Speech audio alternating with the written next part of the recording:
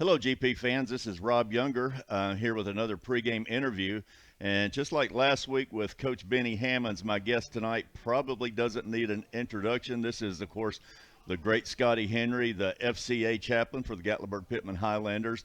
And Scottie, I've known you for a long time. I've known you since 1989 or 90. Yes. And just a little bit, tell you a few things about Scottie. He was a player when I came here. And Scottie was probably one of the most fierce and competitive players we have ever had. Super aggressive, great football player. Scottie, you're also a great weightlifter. Yes. And you set some records, but you were a disciple of Bruce Ruttenberg. I was a disciple of Bruce, and yes, I did set the squat record, 610 pounds, going into my junior year, and had the overall till Mr. Michael Music broke it at 1,100 pounds. On one leg, probably. Yeah. I was a strong kid. So, but you know, one thing, and it proves that you can be a good person and a nice person off the field and be a holy terror on the field. You were definitely a classic Dr. Jekyll and Mr. Hyde. Although I don't think I remember anybody messing with you off the field either. No. Scottie, I know you take a lot of pride in being from Wares Valley, too. I do. That's where I was born and raised at, and my family's out there. Mom passed away back in 23, but Dad's still out there. And I was just out there earlier in the week, and we were up on the mountain tooling around, fixing a few things. So it's sense pride to be from there. Now, so, I know your dad. I've met him. What are your mom and dad's names? Donnie and Glenda Henry. Donnie and Glenda Henry. Yes. Okay, and you have a sister out there. Beverly. Yes. Yep. But one thing too is growing up, I grew up out in the country too. Yeah. I love the Henry family, the Thanksgiving tradition. Yes, we love to rabbit hunt, and we love to eat. And Coach Hammonds and I were talking about hunting and fishing and how just not many people do it anymore. But I've always loved that tradition of yours. You know, one time when I had driver's ed, of course, Coach Hammonds was a teacher. I had it after school, and he said, "Come get in the car." And I said, "Where are we going?" He said, "You're going home, and I'm going to talk to your dad about a dog that he's got out there." I'll never forget that as long as I live. Wish we still the good old days. Absolutely. Well, your immediate family, probably the greatest accomplishment you've ever had. I know you're in banking and you've finance, and you've had a great career, and you're a big part of Richardson's Cove Church. And all these things that you've done, but the best thing you've ever done was marry your wife, Melanie. Yes, met her right here. Who's a Pittman Center and Gatlinburg-Pittman girl. Yes, we always used to joke around. You know, the valley was not very developed when I was growing up, and I said I had to come to town to meet a wife. that wasn't related to you. That wasn't related, yeah. I met her in Coach Cross's class right over here on campus in history. Okay. And I think for all that know us, know that I won there. So, I won. Yeah. Okay. You're completely surrounded with girls. Completely surrounded. Tell us how many daughters you have and what their names are. Yes, we have 4 daughters, Ashley, Kelsey, Sophie, and Riley. And they all came through Gatlinburg-Pittman. And now we have 2 twin granddaughters, Ashley's girls. And Kelsey is currently pregnant, her and Josh, and they're having a girl. So is it true that even your dog's a girl? Even the dog is a girl, and the one male dog we had kind of acted like a girl, so it didn't have no choice. So You know, I think that's why you do such a great job at Fields of Faith and at Richardson's Cove and with the FCA, because it's probably the only time you get to talk. It is. So, it is. Yeah. Well, you got a great family and just impeccable reputations with all of them. Let's talk about FCA a little bit. Yep. You are an FCA chaplain. You're under that. Yes. FCA. What is FCA? So FCA is Fellowship of Christian Athletes, and it was organized in Texas many years ago. And it was organized to get Christ in not only into the players but into the coaches. Mm-hmm. And it was also set up that there's a group that meets in school that's led, that it's kid led. 100%. They have a leader, but the kids lead it. And then you have the huddle groups like I have with the football team, basketball teams, any team that wants it here at GP. Okay. So we do that for them. And so you address our football team how many times? Twice a week. Twice a week. Yeah, I address them on Thursdays. Where on Thursdays we try to take where they're at and find something in the Bible, the same situation they're in.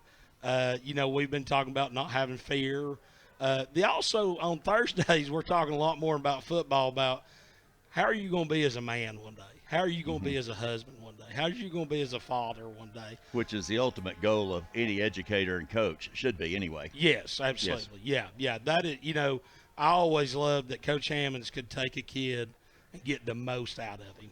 We're gonna talk. Save Coach Hammonds. We're gonna talk about him at the end. But that's what we're trying to do down here. We're trying to get the most out of it. And then on Friday, your job is more just a motivator. Motivator. Yeah. And I've seen you motivate. Yeah. You're great at it.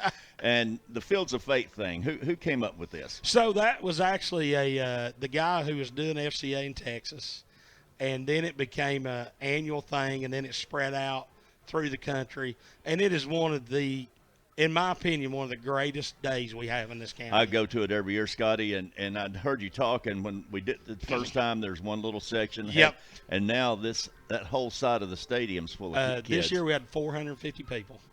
That's a lot of kids. That's a lot of pizza. Yeah, that's a lot of pizza. And, yeah. but it was a beautiful night. You did a great job. Kevin Burkett just knocked it out of the park. I mean, and those kids really responded to him. Yeah. But also the kids that got up there and gave their testimonies and they were singing. The singers. It was just a great night. It's incredible. It's one thing for, that's my job. I've been called to do that. But to see these young people get up and do it and share it in a world where the world tells them not to share it, and share it boldly. Yes. And to see a guy like Kevin come back. Yes. And be just removed from where these kids want to be was amazing. Yeah. I know you've got an excellent group of coaches to work with. Yes. But how do you encourage coaches to integrate faith into their football teams or basketball teams? Yeah, that's my job as much as the kids. My job is to work with the coaches. Yeah. I text the coaches a lot when we're not here to encourage them, and sometimes it's a verse, sometimes it's just encouragement, sometimes it's one-on-one. The big thing I found out is I have to show up for those coaches in their personal lives and what they've got going on just as much as I do those kids. Okay. Yeah. What role do you see FCA playing in building a positive school culture? Well, or does it have a role? Absolutely, it has a role. We've seen that role here at Gatlinburg-Pittman. Fields of Faith is a great example. Yeah. We've seen it, and I see it in this. Here's my witness to that. Is all the kids that are not here anymore that still come up and give me a hug and still come up and talk to me. And it's not always about ball. It's about, hey, you remember when you were talking about that day? That just happened to me in life, and I knew how to handle it. There's no doubt you have an impact on them. Are there any challenges that FCA is facing now or in the future that you see? Yes, getting people out to help in the FCA, getting men and women that have a heart for Christ, that want to be involved. It takes a lot of time. My kids are grown and gone now, and I'm still up here 2 or 3 days a week, sometimes 4 days a week. So that's the challenge is keeping people involved in it and keeping that next generation coming as we get older. Who's going to take that baton? Can you share an example of ways, and you may have already answered this just in our conversation, can you share examples of ways FCA has made a positive impact on students? Yes, I have seen it more this year than any. This group of football players we have are some of the most mature that I think we've ever had. And I've seen a good senior class. A great senior class. As Coach Hammond said a million times, you're only as good as your senior class. This is a great group. I talked to him yesterday. We talked a lot about that 91 team that went to the fourth round. And the one thing I told him, I said, you want to know the difference in that team and any team I ever played on? The leadership. And we're seeing that down there. But FCA has had that impact on them in the fact that it's not just about winning and losing. It's not just about what I make on the ACT. There's more to life than that. How am I going to be a father? How am I going to be a dad one day? How am I going to, how are we going to act at work? How are we going to act out in the community? Yeah, so. Just a couple more questions. I know you got to get down on the field.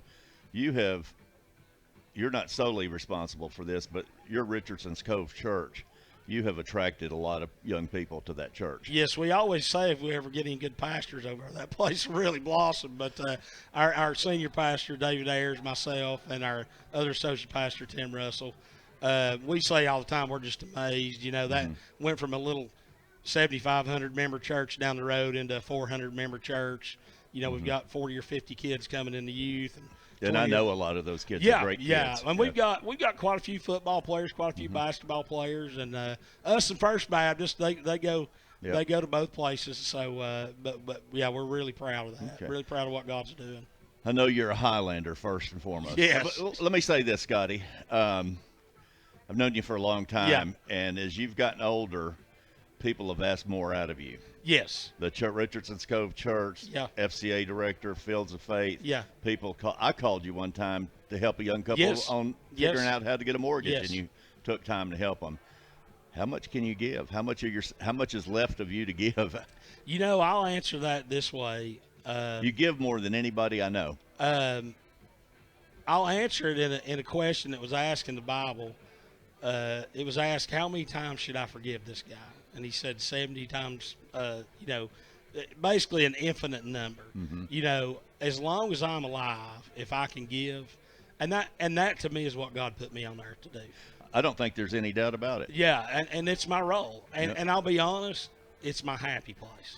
I told the boys the other night, I said, I'm jealous of you all. I don't ever get this again. But I get that feeling doing what I do. Yep. You know, yeah. Well, everybody in the community appreciates everything you do. Well, I appreciate talking But I to do. you. You're a Highlander. You're the ultimate Highlander. Yes. This is the last question, Okay. I promise. What does Coach Benny Hammonds mean to you? Absolutely everything. When my girls were little, we were up here at a game, and so everybody knows, Coach Hammond's the one who asked me to do this role. You know, he asked me to come on and do this role, and he means everything to me. My kids got a big dose of Coach Hammond's growing up, and you know, when he was almost near retirement, and they were talking about putting that little book together for him, we wrote something.